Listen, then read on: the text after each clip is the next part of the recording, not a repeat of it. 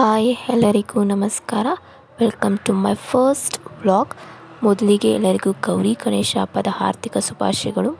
So ಎಲ್ಲರೂ ರೆಡಿಯಾಗಿದ್ದಾರೆ, ಇನ್ನು ನಾನು ಮಾತ್ರ ಇನ್ನೂ ರೆಡಿಯಾಗಿಲ್ಲ. ಈ ಕಡೆ ಬಂದು ಅಮ್ಮ ಕಡುಬುಗೆಲ್ಲ ಪ್ರಿಪ್ರೇಷನ್ ಮಾಡ್ಕೋತಿದ್ದಾರೆ. ನಾನು ಸ್ವಲ್ಪ ಹೆಲ್ಪ್ ಮಾಡಿದೆ. ಈಗ ನಾನು ಕೂಡ ರೆಡಿ ಆದೆ. ಏನಪ್ಪ ಅಂದರೆ ನನಗೆ ತುಂಬ ಸಿಂಪಲಾಗಿ ರೆಡಿ ಆಗೋಕ್ಕೆ ತುಂಬ ಇಷ್ಟ. ರೆಡಿ ಆದಮೇಲೆ ನಾನು ಈ ಕಡೆ ಪೂಜೆಗೆ ಏನೇನು ಬೇಕು ಎಲ್ಲ ರೆಡಿ ಮಾಡ್ಕೋತಿದ್ದೆ. ಅಕ್ಕಿ ತಂಬಿಟ್ಟಾಗಲಿ, ಎಳ್ಳಿನ ತಂಬಿಟ್ಟಾಗಲಿ ಎಲ್ಲ. ಏಕೆಂದರೆ ನಾವು ಈ ಹಬ್ಬದ ಟೈಮಲ್ಲಿ ನಾಗರ ಕಲ್ಲಿನ ಹತ್ರ ಹೋಗಿ ತನಿ ಎರಿತೀವಿ, ಹಾಗಾಗಿ ರೆಡಿ ಮಾಡಿಕೊಂಡೆ. ಮನೇಲೂ ಕೂಡ ಪೂಜೆ ಆಯಿತು. ಇದು ನಮ್ಮ ಮನೆಯ ಪುಟ್ಟ ಗಣೇಶ.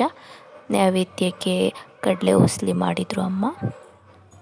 ಮನೇಲಿ ಪೂಜೆ ಎಲ್ಲ ಆದಮೇಲೆ ನಾವು ನಾಗರ ಕಲ್ಲಿನ ಹತ್ರ ಬಂದ್ವಿ. ಅಲ್ಲೂ ಕೂಡ ನೈವೇದ್ಯಕ್ಕೆ ಎಳ್ಳಿನ ತಂಬಿಟ್ಟು, ಅಕ್ಕಿ ತಂಬಿಟ್ಟು ಎಲ್ಲ ಇಟ್ಟು ಪೂಜೆ ಮಾಡಿ ಹಾಲು ಕೂಡ ಎರೆದ್ವಿ.